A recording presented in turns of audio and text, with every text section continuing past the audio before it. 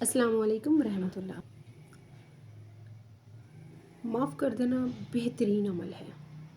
اللہ کی خاطر صبر کرتے ہوئے معاف کر دینا بہت بڑی بات ہے، مگر یاد رکھیے گا جب کوئی آپ کے ساتھ زیادتی کرے تو اس کو احساس ضرور دلائیں کہ اس نے غلط کیا ہے، کیونکہ اگر آپ معاف کر دیں گے تو اس کو کیسے پتہ چلے گا کہ اس نے غلط کیا ہے۔ پھر آپ معاف کر دیں گے، وہ کسی اور کے ساتھ کرے، وہ بھی معاف کر دے، اور پھر لوگ اس کو اگر معاف ہی کرتے رہے تو پھر اس کو اس کا گناہ یا اس کی غلطی کون بتائے گا، اور وہ خود کو کبھی سدھار نہیں پائے گا۔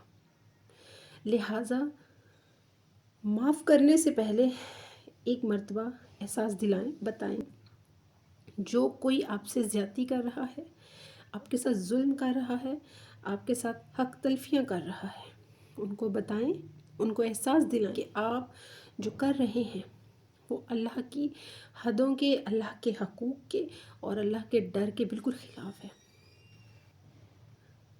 معاف کر دینا ایک بہت بڑا جذبہ ہے، ایک بہت بڑا عمل ہے جسے اللہ بہت پسند کرتا ہے، مگر بہرحال بدلہ لینے کی بھی اللہ نے اجازت دی ہے۔